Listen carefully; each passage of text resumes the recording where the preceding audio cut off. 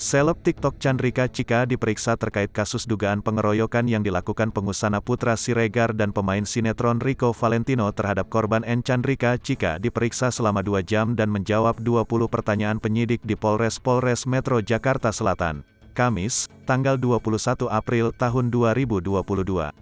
Rufi Ardian, Presiden RANS Cilegon FC, menemani Chandrika Chika selama pemeriksaan. Kami sudah menuntaskan kewajiban sebagai warga negara yang baik untuk memberikan klarifikasi, kata Rufi Ardian di Polres Metro Jakarta Selatan, Kamis siang. Mantan pacar Tarik Halilintar itu menjalani pemeriksaan sebagai saksi kasus pengeroyokan yang menjerat Putra Siregar dan Rico Valentino.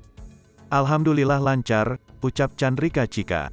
Chandrika Chika dihadirkan polisi sebagai saksi setelah diduga menjadi penyebab pengeroyokan yang dilakukan Putra Siregar dan Rico Valentino terhadap N.